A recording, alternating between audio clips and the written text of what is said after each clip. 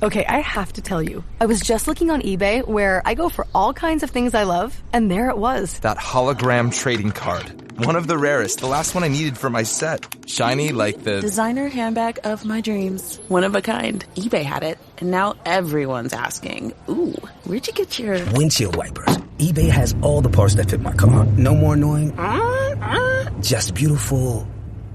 Whatever you love, find it on eBay. eBay. Things people love. Is your cold making it hard for you to get to sleep and leading to a bad morning? Switch to Mucinex Night Shift for fast, powerful nighttime multi-symptom cold and flu relief. Mucinex Night Shift fights your worst nighttime symptoms to help you get to sleep and wake up ready to go. Mucinex Night Shift. It's comeback season. Use as directed.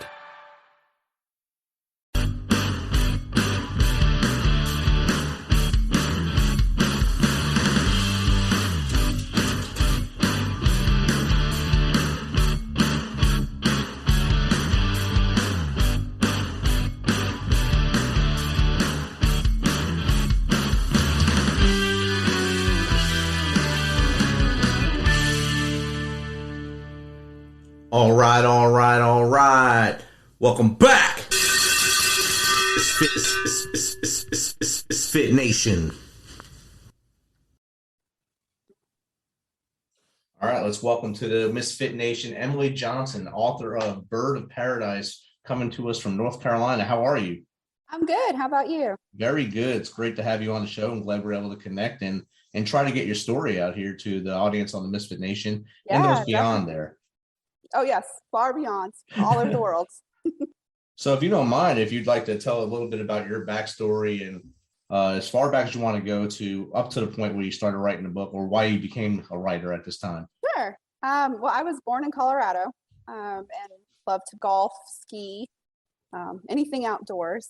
And when I was 13, we moved to Pinehurst, North Carolina. And shortly after we moved to Pinehurst, my mom was diagnosed with breast cancer and later on ovarian cancer. And so growing up throughout my childhood, never really knowing if my mom was going to be there from year to year or if this doctor's appointment was going to be that doctor's appointment where we'd have the news that, you know, there was nothing more that could be done, was certainly an eye-opening experience as a child. It forced me to grow up very quickly. But aside from that, I played competitive golf all through high school. I attended UNC Chapel Hill, so go Tar Heels. And I was a graduate of the journalism school there, specifically in public relations. And so upon graduating from college, I went down to Florida to work for the PGA Tour, which was not a huge leap for somebody like me who played golf all the time. And I worked in their marketing department and business development department for several years. And then my mom got sick again. And so I decided to move back up to North Carolina. And that's how I've ended up in Raleigh. I worked for a professional ballet company, Grant Riding, for a while, and then ended up kind of going out on my own as a marketing and advertising consultant. I freelance now, which is absolutely wonderful. I have a 7-year-old, so it makes a lot of difference when I can control my own time. And that's kind of very generic all about me. I'm sure I'm missing a lot. It'll come to you as we talk, as we go further into our chat. I'm sure a light bulb will go on. So I forgot to say this, and it'll pop up, and you'll wind up back somewhere in the other part of the story. So, I mean, you got the diagnosis of your mom when you were still young, before you became the legend of UNC Chapel Hill there, playing golf and for the Tar Heels. I'm a Duke fan, so I can't don't want to go crazy here. It's not NC State, so we're okay. Okay, we're sort of good. It's not all the way in the triangle of death down there, so it's good. And I mean, that had to be like way heavy on your heart and soul, especially as a young girl. And then going up through college, and then knowing you were going to go away, work for the PGA, which is probably a dream gig as a golfer to go work for the PGA, and then get the bad news again and have to move back. How did you deal with all that? You know, I still remember the day that I was told my mom had breast cancer. I remember where I was, what I was wearing, exactly the conversation that we had. And my only question when they told me was, you know, are you going to die? Because that's what's going to come up in your mind. I'm an only child, so I had that on my shoulders as well. And, you know, my parents were wonderful in that they really never excluded me from anything. They didn't tell me too many details, to make me worry unnecessarily. But when something did happen and there was news, they never hid it from me. They kind of treated me as if I was an adult, which I think kind of brought me along, because I never had that. I'm wondering what's really going on, or are they telling me the truth? A couple years after she was diagnosed with breast cancer, she had another reoccurrence, not of breast cancer, but of ovarian cancer. And my mom was BRCA gene positive. So it wasn't out of the ordinary to be dealing with something like this for her. And that ovarian cancer is the one that came back, I think, a total of 8 times. Wow. She was given, they told her, get your affairs in order. This is not something at stage 4. It's not something that you survive with for very long. And she, I'm not going to use the 4-letter words that she used, but she was just like, no way, I'm not going to do this. Cancer's not going to beat me. And she told her doctors, you sure as heck better make sure I'm at my daughter's wedding. And I will accept nothing less. And she went through so many surgeries, just huge 6-7 hour surgeries. And 24 hours after being on the operating table, she'd be in the hospital room quizzing me for my final exams in college as I paced back and forth, because all of her surgeries were at UNC Medical Facility. So it was right there on campus. And we kind of became famous for that. She was a teacher. And so she really, it didn't matter. She could be, who knows what she was on at that point, that close to surgery. And she wanted to make sure I did not have an issue with my exams, and that I was going to get my stuff done and my life wasn't going to be interrupted. And that was who she was. She's just an amazingly strong woman. And you can hear me talk in the past tense. She passed away Christmas of 2012. So it was about a 17-year battle with stage 4 cancer. But she did live to see me get married. So she made her goal. She's missed out on her grandson, but I know she's still looking down at us. She does sound like an amazing person, definitely very resilient and strong-minded. And yes. And I bet she's passed that down to you, and you're able to pass that down to your child as well, through stories about her, and keep her memory alive through your child as well. I hope so. I mean, her legacy, really, one of the things, apart from being resilient, I mean, she was incredibly stubborn. She wasn't going to do anything unless she wanted to do it. And I still will always believe that she went out on her own terms. She got, it all happened very quickly at the end, right over Christmas. But she it was one of those things where she ended up on life support, and my dad and I were going to have to make that very difficult decision on whether or not to take her off life support. And she just did it herself without us even having to make that decision. And I know it sounds weird, but in my mind, she knew what she was doing. I mean, she didn't want us to have that guilt and wonder what if we had waited. And she just, she was always the first to reach out to other patients that were, whether they were getting chemotherapy together or she met them in the hospital. How are you doing? Here's more information. My mom probably knew more than the doctors did. She just researched because she was not going to take a diagnosis, that, oh, that's done, it's a death sentence. She was going to fight all of it. And she did. And she was not afraid to pass on any of the information to other people that were having similar situations to her. And it's just, she taught me how to be selfless, how to advocate for my health. I'm very closely watched, way more so than someone my age needs to be, simply because of her history. And I am not going to take anything for granted. She taught me how to advocate for my health. And that's, I think, one of her biggest legacies, because if I can stop this here, and I can pass on her experience to other women that may, not catch it and things like that, and it can inspire them to go and get tested and things. She's done her job. I know she'd love to know that. She definitely has. And now, thanks to technological advances in medicine, detection's a little better. I don't think it's 100% better than it was back then.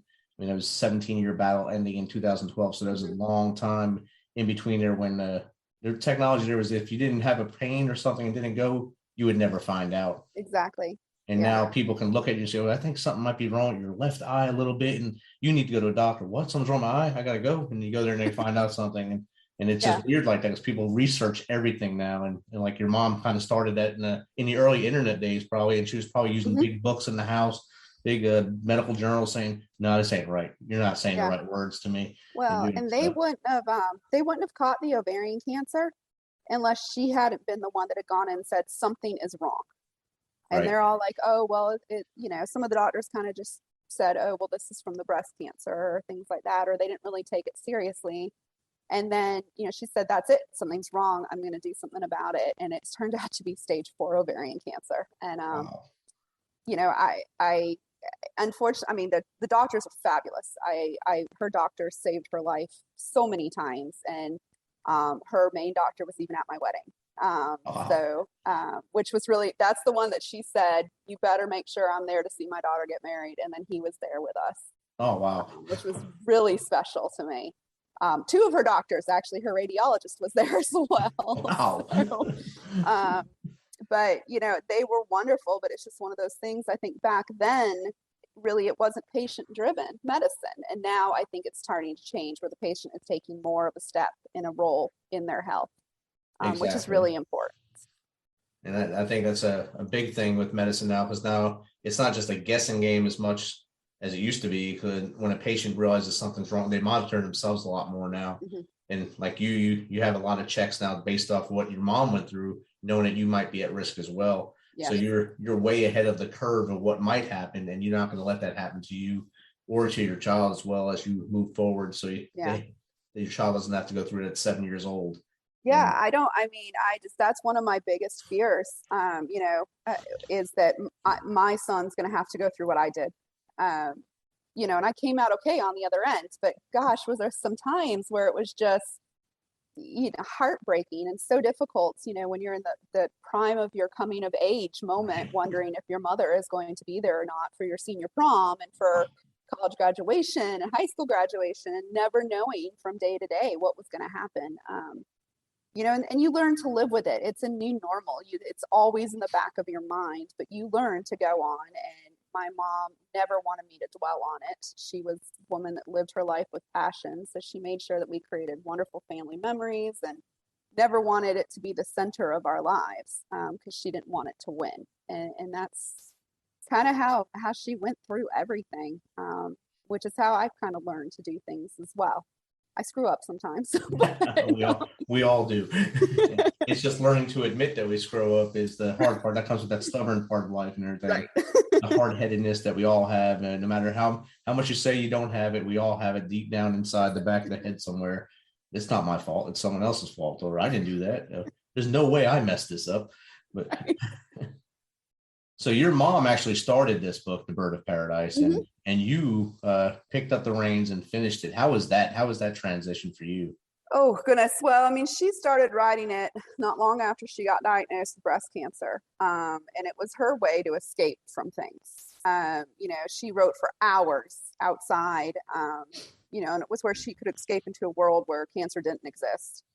It was also a way of putting into writing her legacy. A lot of things that she wanted to tell me and make sure I knew as her daughter that she didn't know if she'd be around to tell me. So she put it into this book through the story. It starts out kind of as a coming of age family saga, and there's so much of my mom and my family in this book that nobody would really know unless they knew us.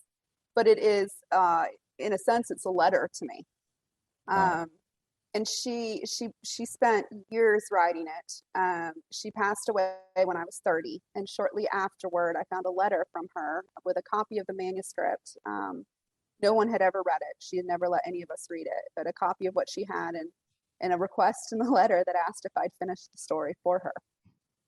Wow. So after a lot of tears, I sat down and I read it, and I loved it. I had no idea that she could come up with that. She was a teacher, an incredibly intelligent woman, but it was one of those things like, wow, you really wrote this. That's great. And then there was a lot of, remembering through it, because she talked about places that we had been as a family, and it starts in 1967, and the main character is 17 years old living in San Francisco. My mom was 17 in 1967 living in San Francisco. So there's a lot of, just historical things that she wanted to leave for me in that. Trying to come in at that black and white point where she left off was pretty difficult at first. You know, I've never written a fictional book before. I come from a background of marketing and advertising, so you don't describe things. You just get the facts out there, and you get them out as quickly as possible. You know, press release is 1 page. You don't have a lot of room for description.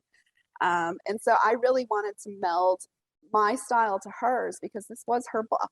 I wasn't going to change it up. You know, I wanted it to be true to her. So it was very difficult for me to get into that mindset of, no, this is not advertising and marketing. This is a story. And she did an incredible amount of research into the places that this book takes place. And so I had to do that as well, but I had to do it having never lived through that time period. Right. So that was really difficult. I mean, there's a lot of places that this book goes that I've been to personally, but not back then. So, you know, I had to call museums and do a lot of research and hope I got it right various times. And then I had to go back into what she wrote and made sure that where I took the story, because she left no notes. Make sure that where I took the story made sense to where she started the story. So I had to add in things to where she had written, add in conversations, add in events, things like that, that would make the obvious and logical trek to where the story ends. So it's really, you know, it's to this day, nobody knows where I started and she left off, and I'll never tell anybody. My publisher doesn't know still. So I've had a lot of people try and guess, but they haven't guessed correctly yet. So I know, well, I may have let the cat out of the bag to one person, a very good friend of mine. But you know, and that was my goal. I didn't want anybody to know that, you know, to know that. So I had to keep it that way. And I'd say overall, it's about a 50-50 collaboration, but I hope that I took it where she'd want me to. I like to think I did. I'm sure you did. If no one can figure out where the line crossed between her and you, or the blurry area, where that gray area where her hand stopped writing and yours started, that's a great thing that you were able to do, is keep it going without a hint of what happened right there, who started and who stopped when. I mean, you have a degree in journalism. I know you were professionally in the marketing area, but did the journalism degree help you at all with the writing? I think it did, because, you know, writing is writing. Whatever type of writing you do, there is sentence structure, and there is kind of, you know, you're writing 101, but then you have to go in 2 different directions for fictional and non-fictional writing. But as long as you have that foundation, I think it does help. You know, it kind of, you know that you have to get from point A to point B. You just have to be a little more descriptive on how you get there in fictional writing. But I think anybody can write. I don't think you have to have a background in writing. I think it's one of those amazing things that anybody can do if they want to do it. And there's so little of that where and it's, you know, if somebody wants to write, just pick it up and do it. It's incredible. It was therapy for me. I picked this up right after she passed away. Wow. And so it was a lot of getting to keep on that conversation with my mother. It took me 8 years to finish it. Granted, I had a baby, and that took away a lot of my time that I could sit at my computer and write. But part of me never wanted to finish it. You know, a small part of me was very sad when I finished it, because I kind of felt like that conversation with my mom was coming to an end. And I would close the door in that chapter. Yeah. And so it's still kind of hard for me. I never intended to publish it. This was just going to be my personal therapy. And then somebody read it and suggested, you know, why don't you try and get this published? And I thought a little bit about it and did some research. And I just happened to be in the right place at the right time with a publisher. And, you know, you just, one thing led to another, and all of a sudden it's published. Wow. It's been crazy. And it was released on her 71st birthday. So. Oh, wow. So all these milestones for you. Yes, lots of milestones. And I, you know, I'm immensely proud of it, not because I'm all trying to puff up my writing skills, but just the fact that this was something that I could do with my mother. And I can leave it for my son too, which is really neat, because I carried through her idea of the little life lessons without overbearing or being, you know, stodgy about it and things, but just the little things that I want to make sure my son knows that's my job as his mother to carry on. And so I was able to do that throughout the story as well for him. That's a great thing. And we just talked about how being in the right place at the right time is how you got published. How did it feel when you got told, yeah, we're going to take this and we're going to publish it? And how would you tell a young author that's like on the fence right now with their manuscript? What would you tell them to do to get theirs out there? Well, I mean, when I found out that I was going to get it published, my initial reaction was joy and then a ton of tears because it was very emotional for me. Simply because my mom had always dreamed about being published. So I felt like I have achieved her dream for her. And so it was a very emotional experience for me on that. But for any author that's, never published before, I would say go with it. I mean, just do your research, find a publisher, don't be, everybody is going to get turned down when you query, your manuscript. And it's not necessarily that you're not good at writing or you don't have the good story. It just might be wrong time, or wrong person that you're querying it to, or the publishing company. And never give up, because anybody, I think, has the ability to be a published author if they believe in themselves. And I'm not saying it's an easy thing to do. I mean, there's thousands and thousands of people out there that have been trying and trying and trying, but it really takes belief that you are good enough. And that comes out of your writing, comes out of, when you write your query letter, and never giving up. I've seen so many writers between Twitter, that you follow in the writing community, that get so disappointed when they get told no over and over again. And then all of a sudden they get a yes. But had they given up right away, you would have never known. Right.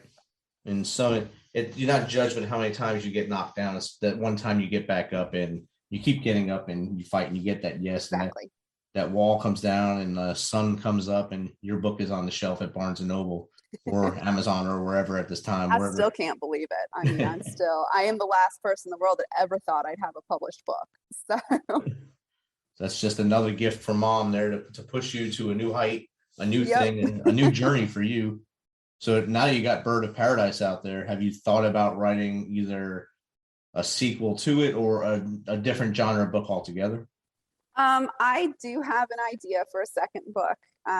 Whether or not it actually gets out of my head and onto the computer is a whole, different story. I've tried several times to start it, and it's just not, it sounds so much better in my head than what is coming out when I type. And so I think I've got some writer's block when it comes to that, but I do have an idea with a story that's going to be connected to Bird of Paradise. And it just has to get there. So I love reading all genre of book. I don't think I have what it takes to be a fantasy writer. I don't know enough about it. I enjoy reading it, but I can't come up with something as brilliant as some of these other writers do. It just doesn't form in my head. Right. So I think, and I think that's important for any writer, to really learn to write what you love and what speaks to you, not what you think people want. Because that'll come across in your writing, and it will also drive you crazy if you're writing something that's just not right for your personal, who you are. Definitely. And once the idea is in your head and you want to chase it down and get it on the computer, you have to have the proper structure of writing it. And like you're saying, as you write it, it just doesn't feel right as it's coming out. So you just start over. Yep. What are the most important elements of writing that will help keep that thing going instead of having to start over? Well, I mean, it's probably, and it's not even an element of writing. It's just a mindset. Don't be afraid to walk away for a little bit. I finished Bird of Paradise relatively quickly for what it is. But it was just kind of the first layer. And then I went back and I had to add layer upon layer upon layer, almost like paint, to come up with something that was a book. And I had to walk away several times to it. And I think it's something that a lot of writers can probably relate to, is at some point you have to know when to stop. That's probably, I could still be writing this, and it's been published since last March. And just because you're never, as a writer, at least for me, I was never 100% satisfied, but I had to learn to pull myself away from it personally and look at it from outside of, these characters were my babies. I mean, they were my family for a long time, and it's very hard to look at it objectively.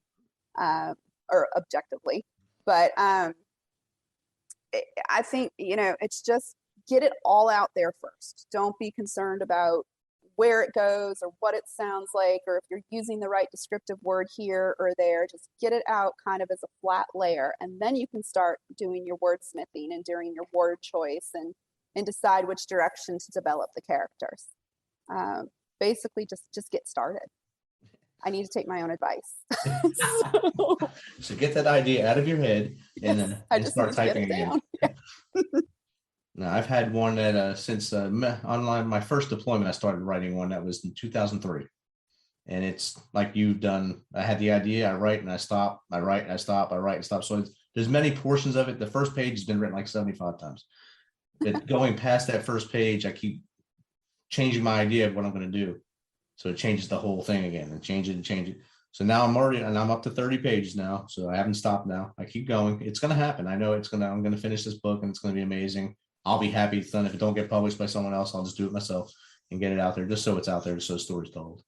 Well, and that's something that's so incredible about what they do nowadays is that you can be a self-published author. And that used to be, at first you went from the top 5 publishing companies, which, unless you had a ton of money to pay an agent, you weren't going to get into. I mean, it was very rare. And then they had, they started scaling down to some of the smaller publishers. And now that they have the self-publishing option, I think it opens the world up to so many incredible stories that people wouldn't have been able to get out there otherwise. I love reading self-published and indie authors. I mean, it's almost all that I read, with the exception of what I'm reading right now, I admit. But it's something, and it's not just because I want to support other authors that don't have the means to put behind the big companies, but really because I just love the stories. I think you get so much passion for people when this has become their project. They're not trying to write it for a check; they're trying to write it for themselves, and that's exciting to me. And to kind of get their story out there, or if it's a self-help book, to get that help, that stuff they believe will help someone else, just out there. If it helps one person, they're excited.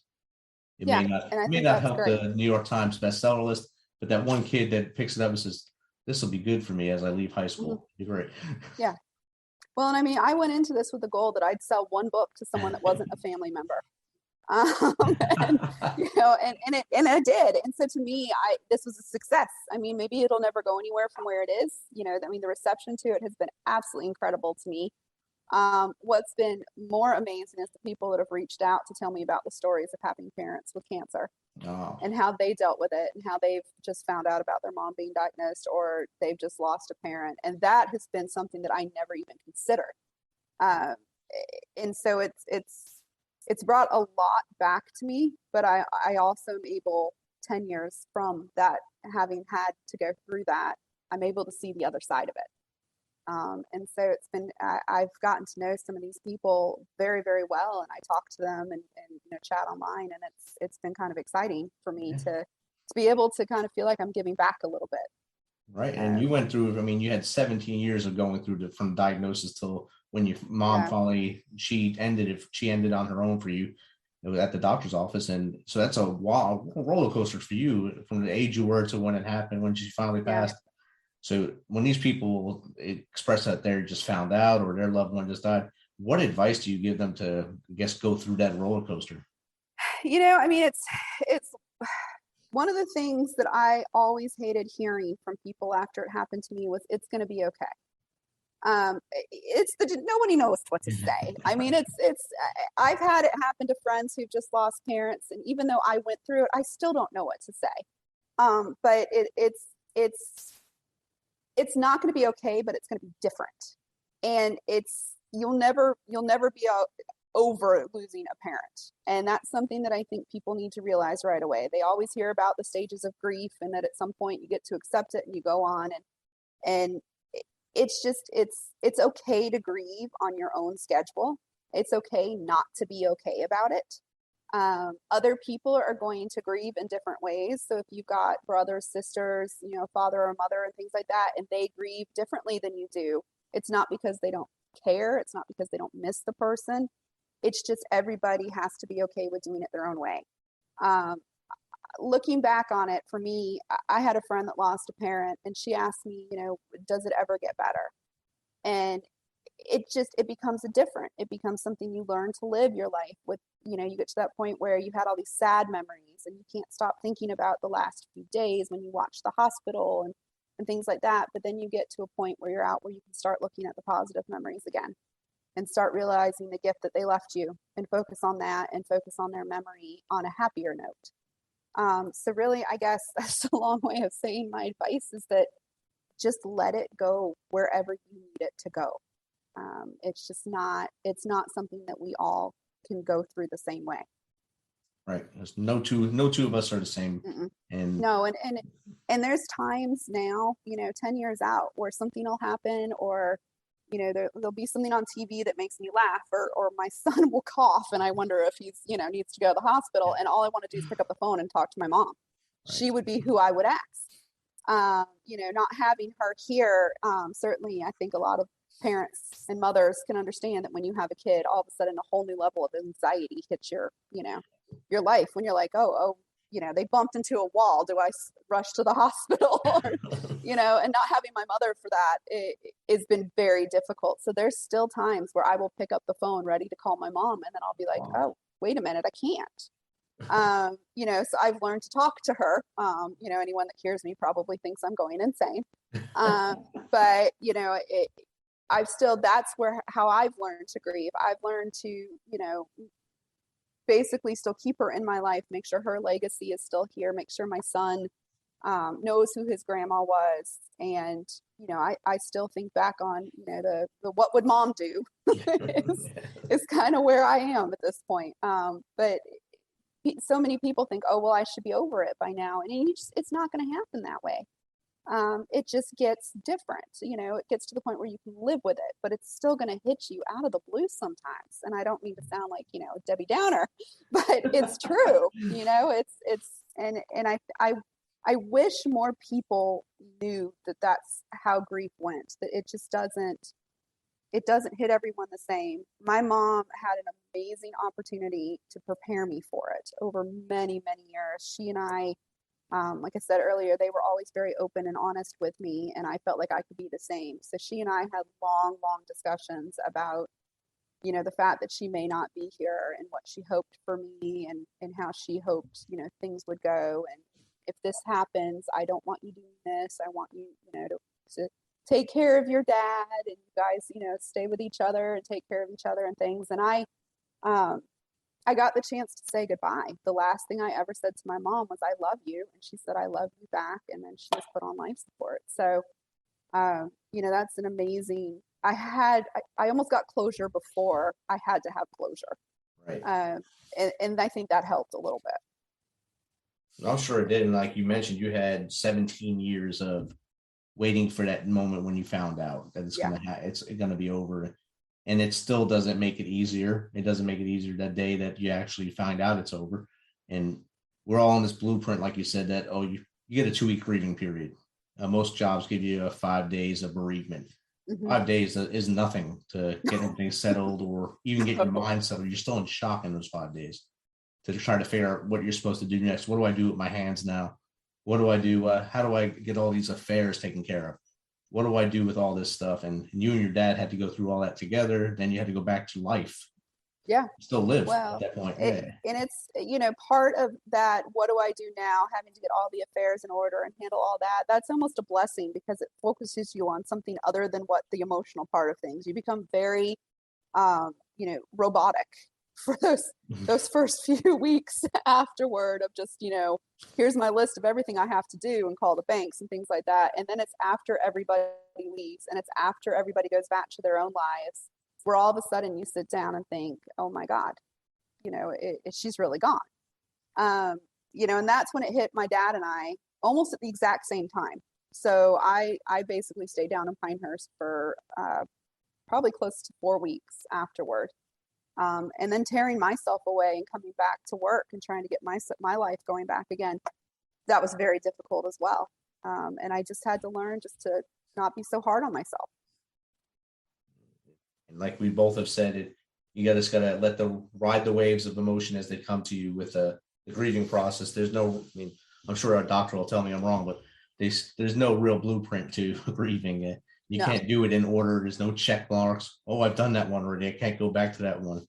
It's going to happen again. You're going to Yes. keep going through it. Yes. And you're And- gonna, 2 steps forward, 1 step back as you feel like you're healing through it. But you will get there eventually. It's so hard to get there, but I hate that, what doesn't kill you makes you stronger.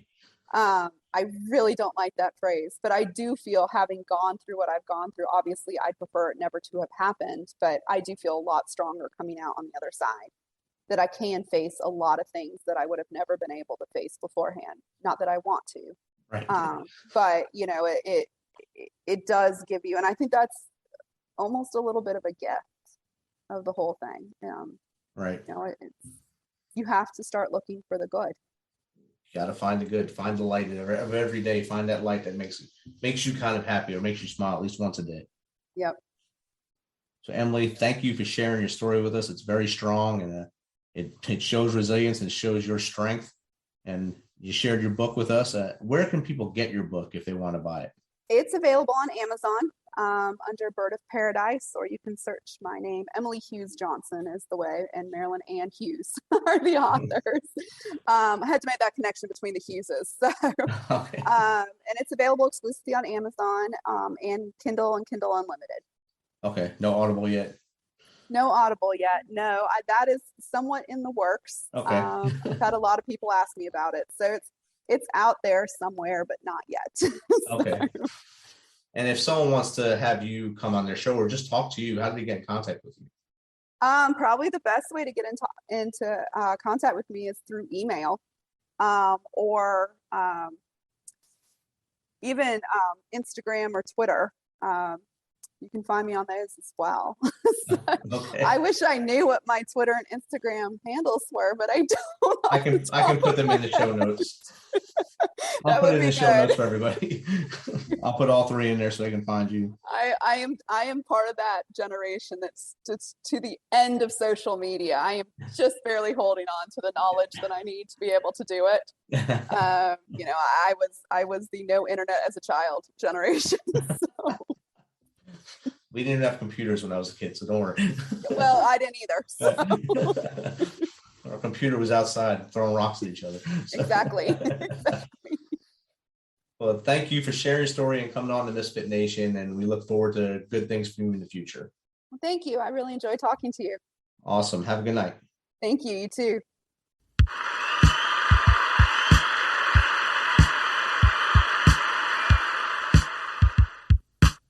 You know how we do this.